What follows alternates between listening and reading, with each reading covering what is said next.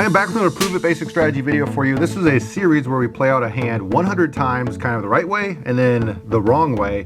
We're going to kind of see what happens in those 100 hands. This is definitely not enough of a sample size to kind of get to the long run, but it does give you an idea maybe for some of those doubters out there who think there might be something iffy with basic strategy. They think it's maybe something that the casino makes up, and I'm here to kind of prove that that's not true at all. So they were talking about 9 versus a dealer's 2, and so we're going to use some hearts here to help us out. I have a 6 and a 3 of hearts, and then a 2. So we got a hard 9 versus a dealer's 2. This guy over here, I think my green, this is, don't think of this as 25 and 5, just think there's 40 chips in these piles. So this is gonna be my double down guy, which is what basic strategy does not say to do.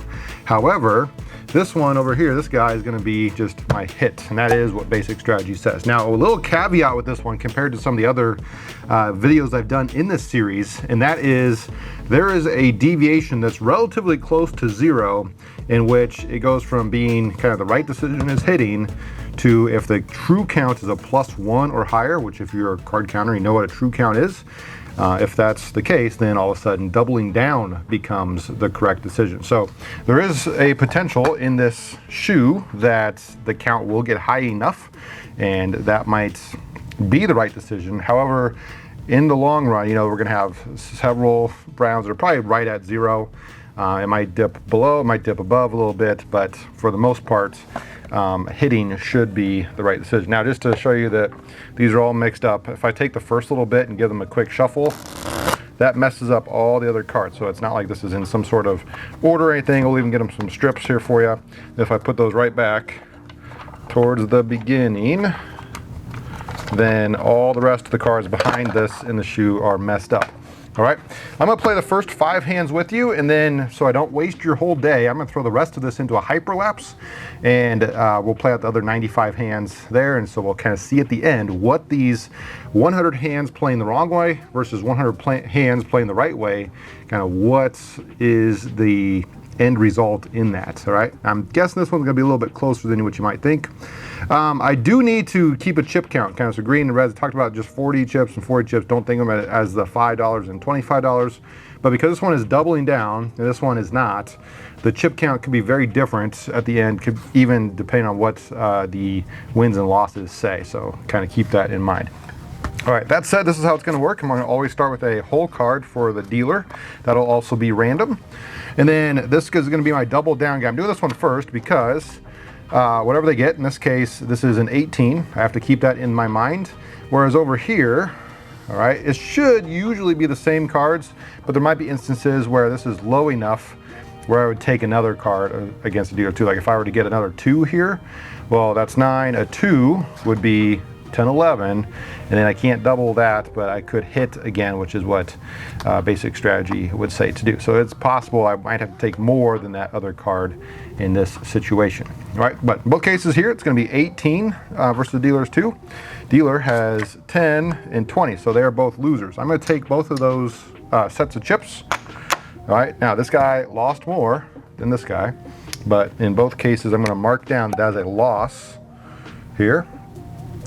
And I'll use some tally marks. It's upside down, so I'll try to do my best. All right, then I'm gonna take all the cards except for the 9 and the 2. All right, the 9 versus the dealer's 2 there, and then we'll reset. All right, so for this next one, this guy's already gonna double. All right, so there, this is 13, and over here, 13, if I were just to hit, it's gonna be the same card, right? Because a lot of times people ask, well, what if I would have only hit instead of doubled, or you know, vice versa. 13 versus dealer's 2, again, basic strategy says that we should stand on that. All right, and dealer has 12 and 20 again. So again, both of these guys are losers. So loss there. All right, again, I'll take all the other cards, put this one back, double, single one there. All right, double down, all right, so 19. And again, on this one, it would also be 19. I kind of want to get one where this guy would have to hit again. I think that'd be interesting. Dealer has 12 and 22, so this time they're both winners. However, because this guy doubled, he's going to get double the wins. Remember, it was more like that for this one, but I'm using the same cards, so that's why it is the way that it is. We'll reset those, and in this case they're both wins. So notice that so far we have the exact same wins and losses, but the chip count is different. Try to put those back here. This guy's down 2 chips, this guy's down 1 chip. And so it could be a little different at the end because of that. All right, that is 3. Let's do 2 more here before I throw it into a hyper-lapse. Whole card, double, 19. Again, this would be 19. Dealer has 7, 11, 12, 13, and 22. Too many, so that's a win. I think we're back to even for both. So I bet it's going to be relatively similar, except for those instances where this guy does have to take another hit. Excuse me. That's kind of my prediction, and that might make up for the times where maybe, I bet when that happens, when this guy hits again, there's going to be times where they win, where of course this guy, since he can't hit again, like if they got the 9 and they double with a 2 or something, they're stuck there at 11, where this guy could maybe hit again and maybe they pull a 10 to get 21. That might make for some of the differences that we see in the basic strategy. All right, that case was a win though, so we have 2 wins and 2 losses each. We got 1 more coming up. Reset this one. Whole card, double, there's a 19 and a 19. Dealer has 12 and 19, so that was a push on each. Okay, so we've done 5. The rest of this I'm going to throw into a hyperlapse for you for the other 95 hands. I will probably make it slow enough where if you really want, you could slow down the YouTube settings or something and see every single hand, but otherwise I will be back with you with results of these 100 hands playing a 9 versus a dealer's 2.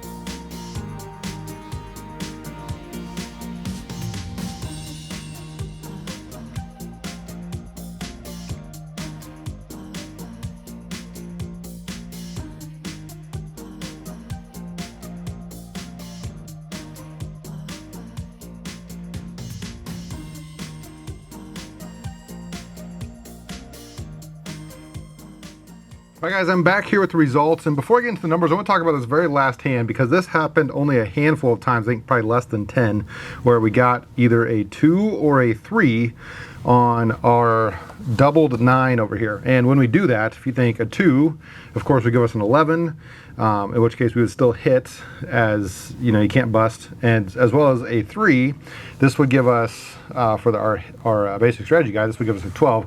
12 versus a dealer's 2. It does have a deviation, but basic strategy says we should still hit this. And so here was one of those examples where we did hit, and so here it was 12, I hit to get 18. Dealer pulled 17, and so this guy lost his 2 chips that were out there because, you know, 12 is way less than 18 or than 17. However, by hitting over here, this guy's hand did go higher to 18, which does win, and so they won their chip against the dealer's 17. So thought that was kind of interesting. Again, I'd say that happened maybe like 10 times or so where we pulled either a 2 or a 3, and maybe 5 or 6 of those times this guy ended up winning where this guy ended up losing. The other times either they both won or both lost, and so kind of an interesting concept there. Now that said, both of these guys were winners today. Remember, we started with 40 chips, which is this amount for both.